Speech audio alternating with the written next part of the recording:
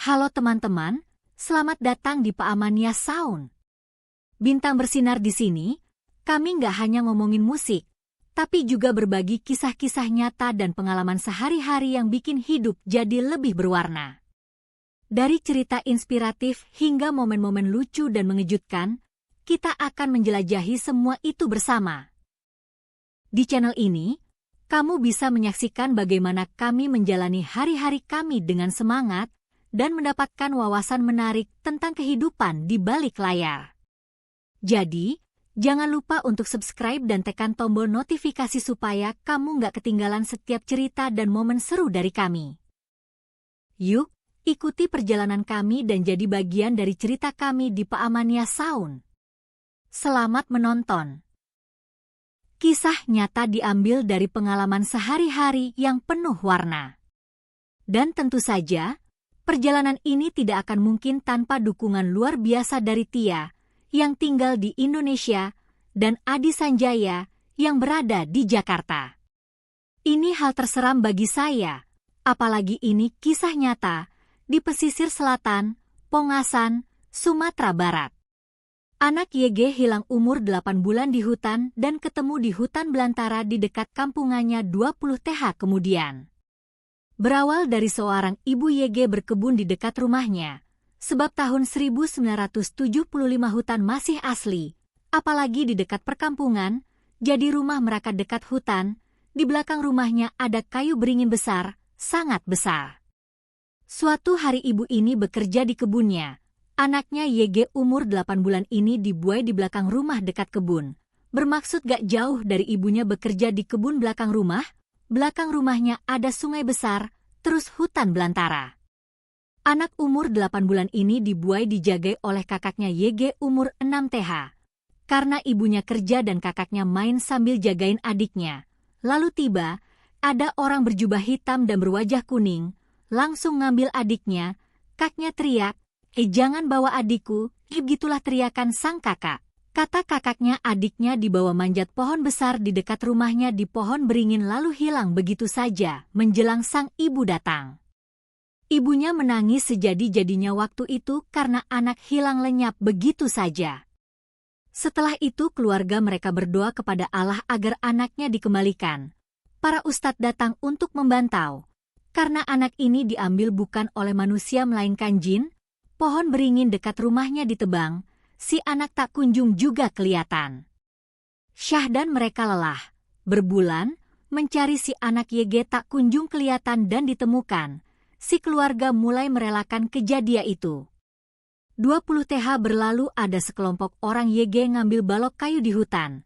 Sekelompok orang ini bekerja dan mengambil balok kayu sehari, di tengah hutan.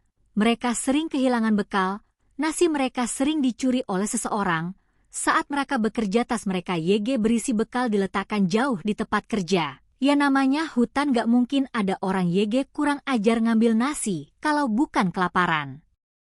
Setiap mereka pergi bekerja, bekal mereka terus dicuri. Itu terjadi selama seminggu tiap hari. Akhirnya mereka berdiskusi untuk melihat siapa YG sering mencuri nasi mereka.